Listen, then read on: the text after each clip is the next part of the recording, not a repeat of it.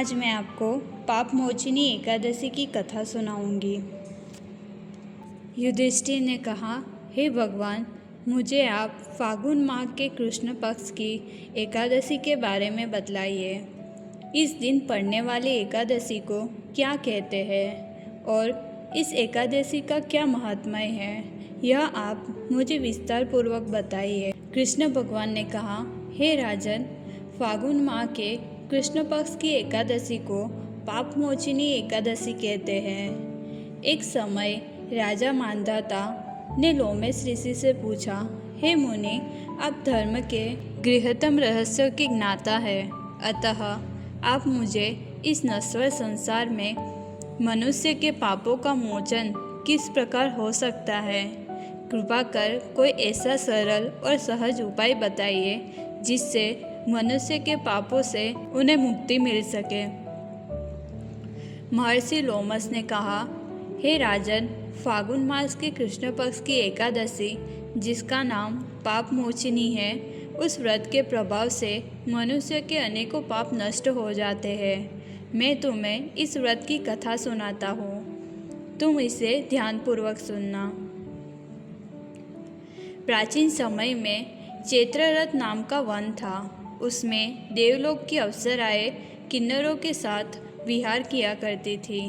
इस वन की खासियत यह थी कि यह सदैव वसंत का मौसम रहा करता था, अतः यह विभिन्न प्रकार के सुगंधित पुष्प हमेशा खिला करते थे। कभी गंधर्व कन्याएं यहाँ विहार किया करती थी और तो कभी देवेंद्र अपने अन्य देवताओं के साथ यह क्रीड़ा करने आया करते थे। उसी वन में मेघावी नामक एक ऋषि भी थे, जो सदैव अपनी तपस्या में लीन रहा करते थे। वे शिव के परम भक्त थे। एक दिन मज्जुगोसा नामक एक अप्सरा ने ऋषि मेघावी को मोहित करने हेतु वीणा धारण कर मधुर गान गाने लगी। उस समय भगवान शंकर के शत्रु कामदेव भी शिव भक्त मेघावी मुनि को जीतने के लिए तत्पर हो गए।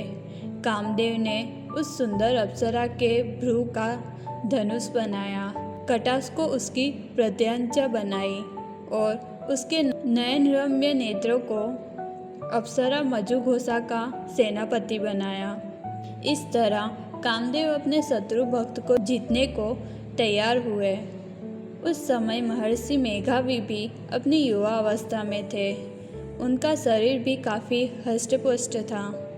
उन्होंने अपने शरीर पर यज्ञोपवीत और दंड धारण किया हुआ था। कामदेव से वशीभूत होकर अप्सरा मज्जुगोसा ने अपनी मधुर वाणी से धीरे धीरे वीणा पर मधुर गान शुरू किया। उस मधुर गान से प्रभावित होकर महर्षि मेघावी भी अप्सरा मज्जुगोसा के मधुर स्वर और अनुपम सौंदर्य पर मोहित हो चुके थे। अब अप्सरा मेघावी ऋषि को कामदेव से पीड़ित जानकर उन्हें आलिंगन करने लगी। महर्षि मेघावी भी अप्सरा मज्जुगोसा के सौंदर्य से मोहित होकर शिव तत्व को भूल गए और कामावश अप्सरा के साथ क्रीड़ा में मग्न हो गए। काम के अधीन होकर महर्षि मेघावी को समय की कोई शुद्ध बुद्ध न रही। दिन रात को भूलकर काफ़ी समय तक काम क्रीड़ा में मग्न रहने लगे। एक दिन मज्जुघोषा महर्षि से बोली, हे ऋषिवर, मुझे यहाँ आए काफ़ी समय हो गया है, अतः अब मुझे स्वर्गलोक जाने की आज्ञा दीजिए। तब मुनि ने कहा, हे सुंदरी, तुम अभी संध्या के समय ही तो आई हो, कल प्रातःकाल में चली जाना। महर्षि के वचन सुनकर अप्सरा फिर से उनके साथ रमन करने लगी। इसी प्रकार कई दिन बीत जाने पर अप्सरा ने मुनि से कहा, हे देव, अब मुझे स्वर्ग लौटने की आज्ञा दीजिए। मुनि ने कहा, अभी कहाँ इतना समय व्यतीत हुआ है, कुछ समय और ठहर जाओ। अप्सरा ने कहा, हे मुनि श्रेष्ठ, आपकी रात्रि तो बहुत लंबी है, आप स्वयं ही सोचिए कि आपके पास आए हुए मुझे कितना समय बीत चुका है। अप्सरा के वचनों को सुनकर मुनि को ज्ञान का बोध हुआ और समय का विचार करने लगे। तब उन्हें पता चला कि उन्हें अप्सरा के साथ रमन करते हुए कुल 57 वर्ष 7 महीने और 3 दिन हो गए। अब उन्हें वो अप्सरा काल के मुख के समान प्रतीत होने लगी। इतना अधिक समय भोगविलास में व्यतीत हो जाने के कारण अब उन्हें उस अप्सरा पर क्रोध आने लगा था। क्रोधाग्नि में जलते हुए उस तप नाश करने वाली अप्सरा को भ्रुकुटी तान कर देखने लगे। उनके अधर कांपने लगे और इंद्रियां बेकाबू होने लगी। मुनि ने अप्सरा से कहा, दुष्ट, मेरे तप को नष्ट करने वाली तू महापापिनी और दुराचारिणी है। तुझ पर धिक्कार है। मैं तुझे श्राप देता हूँ। तू पिशाचिनी बनकर अपना जीवन व्यतीत करेगी। मुनि द्वारा दिए हुए श्राप के कारण अप्सरा पिशाचिनी बन गई और कहने लगी, हे मुनिवर, मुझ पर दया कीजिए। अपना क्रोध त्याग कर मुझ पर प्रसन्न हो। इस श्राप से मुक्ति देने वाला कोई उपाय बताइए। विद्वानों के कथन अनुसार साधुओं के साथ समय व्यतीत करने से अच्छा फल प्राप्त होता है। मैंने तो आपके साथ कई वर्ष व्यतीत किए हैं, इसलिए आप मुझ पर प्रसन्न हो। मुनि ने ज्ञान की बातें सुनकर पिशाचिनी बनी हुई अप्सरा से कहा, हे पापिनी, तेरी वजह से मेरी बहुत दुर्गति हुई है।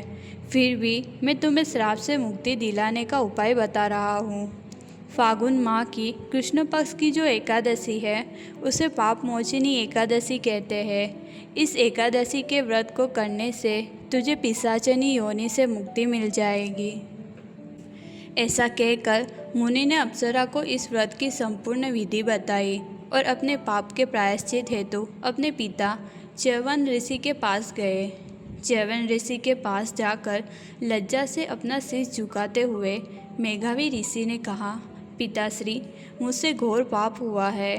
काम वासना से वशीभूत होकर मैंने कई वर्ष अप्सरा के साथ रमन करते हुए व्यतीत कर दिए, जिसके कारण मेरा सारा तेज और तप से अर्जित किया हुआ पुण्य नष्ट हो गया है। इस पाप से मुक्ति दिलाने का उपाय बताइए।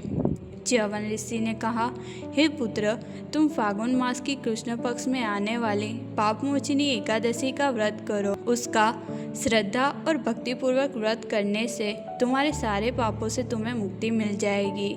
अपने पिता के परामर्श से मेघावी ऋषि ने श्रद्धापूर्वक पापमोचिनी एकादशी का व्रत किया, जिसके प्रभाव से उनके सारे पाप नष्ट हो गए। उधर मजुघोषा ने भी विधि विधान के साथ पापमोचिनी एकादशी का व्रत किया। व्रत के प्रभाव से पिशाचिनी योनि से मुक्ति मिल गई और पुनः अपना रूप प्राप्त कर स्वर्गलोक चली गई। लोमस ऋषि ने कहा, हे राजन, इस पावनी पापमोचिनी एकादशी का व्रत रखने से समस्त पापों का नाश होता है। जो भी मनुष्य इस एकादशी व्रत कथा का श्रद्धापूर्वक श्रवण या पठन करता है, उसे सहस्त्र गोदान का फल प्राप्त होता है।